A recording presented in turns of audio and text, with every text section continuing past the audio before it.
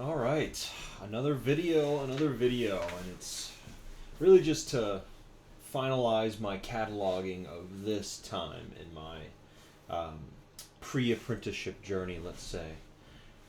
As mentioned before, I have an apprentice spot ready to start later this year, so I'm kind of just waiting to get out of my military contract at this point, and because of that, I bought a lot of tools. My video I did before this. Not sure how long it's been before then, but it's like the same day or like the next day, I guess. Since then, for me, anyways, are not my like the bag I'm going to bring in when I'm an apprentice, like day one, basically. This is all the stuff I bought in the journey of buying tools that are superfluous or have no use. So let's find it out. Let me move it here, bring it down. All right, so I have this lovely Makita bag I picked up. It's a tote. I picked it up specifically just for storage, right? But it's just a tote, simple tool tote. I'm not using any of these pockets outside, and the pockets inside are way too like flabby. I don't like them at all. It looks to be more for like big power tools or something. But inside I have a brush for cleaning a space. That's like a tool tip that was given by, I forget who, but it was a contractor, but basically was like, hey, you're gonna have messy spaces sometimes. You need like a windowsill, or you know, you use your keyhole saw on the wall and you need to pick up maybe. Anyways, a brush. I just picked up a little cheapo Japanese like dollar brush. It's all Japanese. It's not very well made, or I guess it is well made. It's just not um, say too hardy of a thing. All right, that's whatever. I showed, or I have as well. I have this holster for that I can actually put on my belt, and I very well might for my vessel. My vessel screwdriver. It's a 3.4 volt screwdriver, which is nice. This is an Occidental leather tool pouch that I was wrongly sent. I ordered a different one, and this is what they sent me. Not useful whatsoever. Two screwdrivers, one space for one pair of pliers, and then a place where I can put this, or try to put this tape measure, but it's not big enough. I need like a 16 foot, not a 25 foot. So this is only good for 16 foot. Who knew? But I also didn't order this, so I shouldn't even have needed that, right? Then I replaced it with this Fujiya 4 pockets non-leather replacement, kind of throwaway cheapo, which is not, it's honestly not that cheap, but it's got 2 drivers and 2 plier spots. I added this carbiner, but this loop was here. It is obviously just the better version of this, just not leather, and I'll probably bring this potentially on my first day, or depending on what's needed, but I don't need to bring the big, I have a bigger one, my main tool pouch.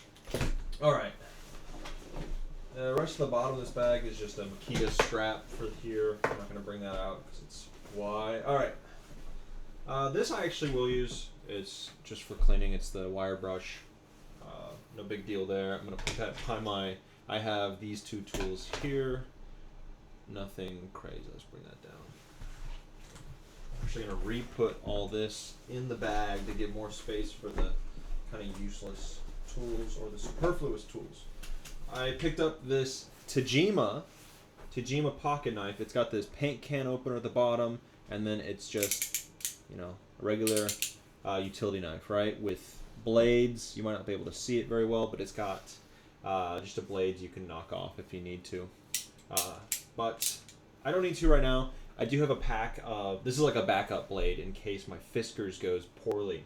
But I have also a box of the replaceable like knife, I don't know what to call them, just knives, I guess, just a slab of them. Alright, next we're going to get into these are probably the tools I'm actually going to bring maybe in the beginning when I'm a little bit not steady on my feet. And that, well, these are the Fujiya hand tools, mainline pliers, right? So we have alignment pliers. I really love these handles. They're just, rubber with kind of these goose pimple. Let's see if I can get it. No, probably not. Oh, yeah, you can kind of see the goose pimples there, which are great for grips. It feels so nice to hold and do things with. This is 225 millimeters in length, made in Japan. 3300 225, made in Japan. Same deal. These are the dikes. Part number 770, right? Just typical dikes. These are pretty good. It doesn't feel great with cutting, which is its main purpose. The Knipex are better, but what are you gonna expect? These are also cheaper. Just need to clean a little bit. But I have some Ballistol wipes coming in, which are good. Needle nose, just typical needle nose. These are the 350 200 millimeters in length. They feel good. And then these cable shears, which cut things so well, like butter. This might survive longer, actually, depending, because I'm going to see if my shears that I have in my pack work as well, cutting Romex and such, because these just cut them so well, but we'll find out. Putting together, they did come, by the way, really loose, especially this linesman came really loose. The loosest that I've received in Japan, as you'll see later. All right, next, still Fujiya, and you might have seen this in another one, but these are new as of January. I picked them up, on the 12th? January 12th, 2024. New in Japan. The FP, F Premium, brand of Fujiya. This is the linesman is the FP 200G, and then the dikes are the FKN 200Gs. But they are Fujiya, and they have this comfort grip, journeyman grip kind of look to it, right? These are, just 200, I think 220 maybe. If you want to see the size, they look like that. The head is smaller. It's got the more Kurikan size is this. So it's a bit smaller. The size is not very big, and it came much stiffer. Both did, actually. You want to see the dikes in comparison. Those are the dikes. You can see a much heftier head on the usual ones. I probably will never use these unless I'm in the mud or something, and I don't care about the tools too much. I got these specifically because they look new and I'd never seen them before, and I had hopes, and my hopes fell flat. So that's where they are. Next, I have the Fujiya. These are their stripping tools. I look for Fujiya wire strippers, and these are what I found. And you've probably seen this style before, and I hate this style because it's just so wonky looking. As you can tell, maybe, let's go from there. You get the wire strippers on the bottom, up to the crimpers above it. Then you've bolt cutter, or not bolt, what are they called? You thread your, I think you have to thread it. I have to get some nails. But you can cut your nails there. And then wire cutters up here. So it's supposed to be like an all-in-one. Your crimpers are, I don't know. This is just a weird tool to me. You can do everything with it, and maybe I'll try to use it out in the field somewhere. And I've seen that other companies have the same kind of look, but it just feels so dinky and wrong to me. It just is too big, it feels, and if I put it next to the forged wire strippers from Knipex, it does most of what it does. However, it doesn't come in this ugly package, so there you go. Next, I got, just very simply, these are the SK11, which is a nice cutting tool brand in Japan. I got their work scissors, but they're too small. I should have paid attention better, but they're too small, so whatever. I went with Tajima instead. I got these insulated ball drivers, not from Vessel, but from Annex. 1,000 volt rated, they say. Yeah. Parts number 7900, flathead, and the Phillips, number 2 Phillips. And as you can see, 1,000 volt rated, 1,000 volt rated, right? That's really all they are. I wanted to try these ball grips, right? But it just feels so unnatural. Maybe if I put it in and turn it like that, it's better. I don't know. I might try and use these at some point later, but I've got the Wera insulated, and I think I'm happier with those. They feel better. All right, finally, the last two. These are just impulse buys as well. These are 2 Japanese linesman pliers from 2 separate companies. One being Engineer. These are their Negisaurus, right? Linesman. I think these are 225 as well. Let me double check. They might just be 220. Yeah, they're 220. All right, so these are 220 and these are 220 as well. Yeah.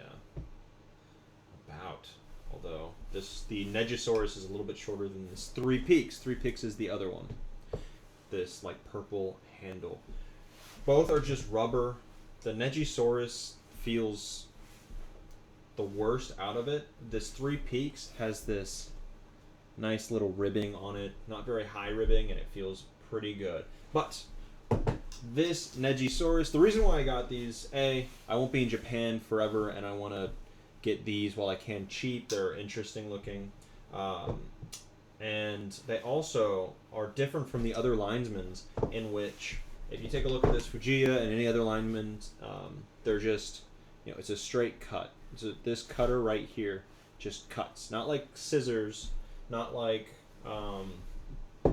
let's say here, where the blades cross over each other in a shearing manner.